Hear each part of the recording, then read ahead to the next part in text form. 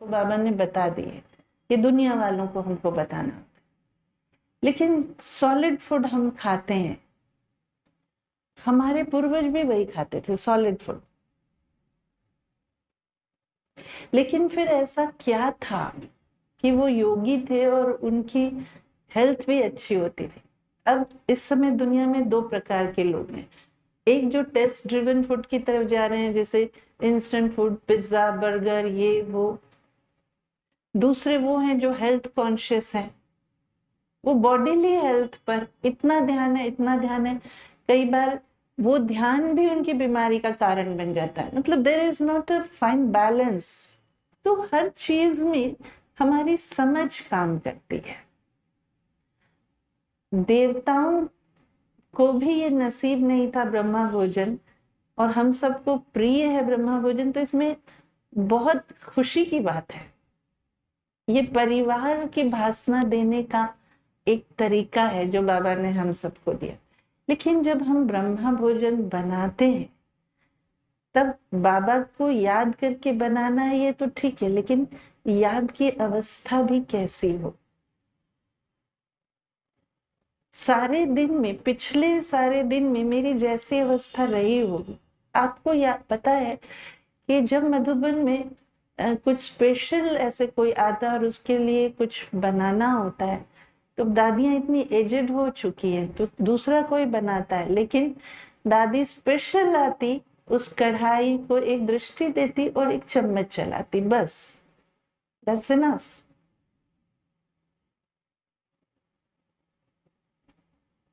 Tasty food आपको कहीं भी मिल सकता है, पर यज्ञ का भोजन माना योगी के हाथ से बना हुआ भोजन। हम भी जब किचन में सेवा करने का सोचते हैं, किचन की सेवा इज द मोस्ट इंपॉर्टेंट सेवा। योग की वो क्वालिटी नहीं है तो मैं ब्रह्मा भोजन बना ही नहीं सकूंगी ना।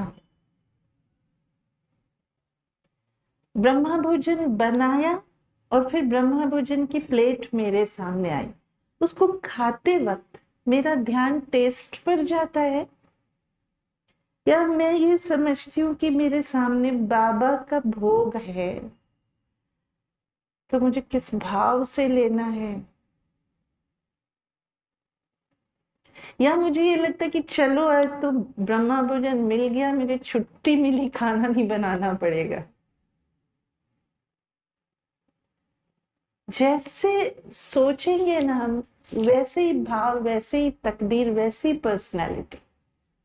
ये तो आलस के कारण है। ब्रह्मा भोजन में खाती हूँ तो मुझे ये फील भी तो हो कि इसको किस प्यार से और किस प्रकार से बनाया गया है। एक होता है कि जब हम जॉब करते हैं और ऑफिस जाना होता है, जल्दी जल्दी बनाते हैं और टाइम हो रहा है, घड़ी देखते रहते हैं और जल्दी जल्दी, वो हेल्थ, बॉडीली हेल्थ के हिसाब से भी अच्छा नहीं, लेकिन मेंटल हेल्थ में भी वो इम्पेशंस। हमारा खाना भी योग है। मैं पसंद करती हूँ एकदम अकेले में खाना खाना बाबा के साथ। संगठन में कभी कभी खाते हैं सबके साथ तो ठीक है, लेकिन एकदम अकेले बाबा के साथ। वीआईपीज आते हैं, उनके साथ जिस दिन खाना खाना होता है तो वो इट्स नॉट बहुत बड़ा, देखने वालों को लगता है वाह वाह, लेकिन उसमें बाबा के साथ बैठ के खाने का वो आनंद नहीं रहता।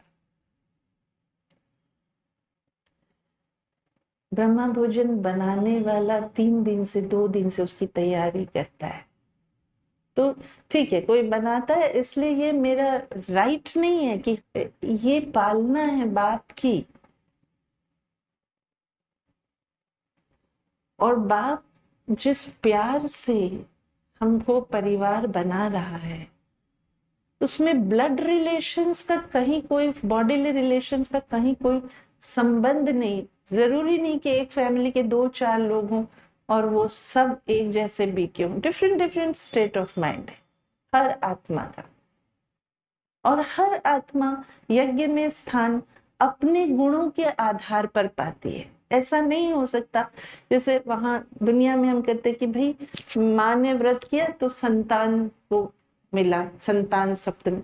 यहाँ ऐसा नहीं है, माँ कर रही है तो बच्चे को, या पति कर रहा है तो पत्नी को, या पत्नी कर रही है तो पति को। हर एक को अपने लिए इंडिविजुअल पुरुषार्थ करना है।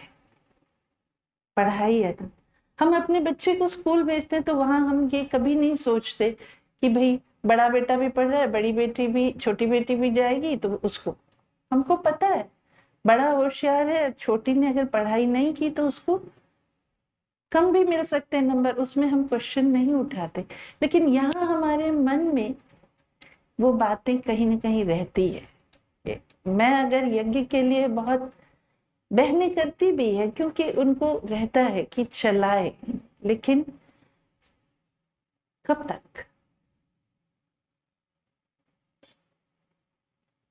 तो ये एक्सपेक्टेशन भी मैं नहीं रख सकती कि मैं यहाँ पर, suppose I am here, my family comes, मेरी लौकिक फैमिली आती है तो वो यज्ञ में जो करती है उस हिसाब से ही उनको ट्रीटमेंट मिलेगी। It's not because of me. ये यज्ञ है, योग और यज्ञ इन सब का अन्न से सीधा सीधा कनेक्शन है।